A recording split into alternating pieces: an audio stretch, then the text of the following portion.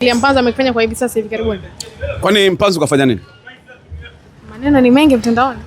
Hayo maneno hafanyi vizuri, anakosa magoli ya wazi. Hayo maneno ambao wanazungumza kuhusiana na Elie Mpanzu ni maneno tu ya propaganda, ni maneno ya kuleta taharuki. Si unanielewa?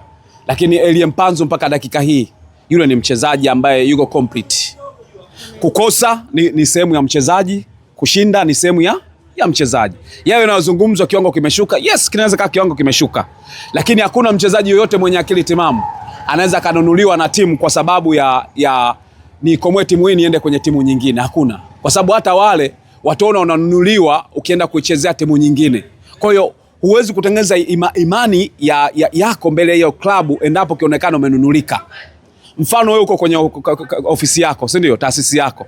Ukionekana wewe uko kwenye ofisi yako, unaenda kuisaidia ofisi nyingine kuikandamiza ofisi yako isifanikiwe, maana yake hata wale wakikuchukua kwenye ile ofisi utaonekana unawasaidia watu wengine wale wakandamize.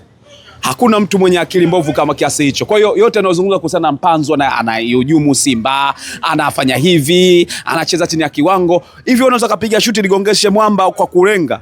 Mwamba ukipiga mpira uende golini, mwamba unatokea tu, ni matokeo mara hizi mbili. Na ule mpira utakiwa ingie ndani. Si ndio? Mpira una kitu kinaitwa bahati. Kwa hata Mpanzu pia alikuwa na bahati. Kama ni bahati kugongesha mwamba, basi alikuwa na bahati ya kugongesha mwamba. Lakini kama ingekuwa bahati ya kuingiza mpira kwenye nyavu akufunga, basi alikuwa na mkosi wa kutokufunga. Lakini alifanya shughuli zote. Mpanzu aliwatengenezea watu mpira afunge. Utasema na hujumu timu?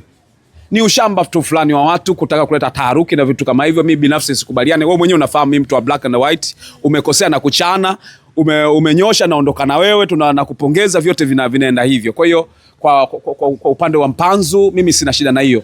Ni kwamba ni kiwango chake. Akienda Yanga atakuwa ameenda kwa sababu ya maslahi yake na sio kwamba kaihujumu Simba. Shukrani sana. Asante sana.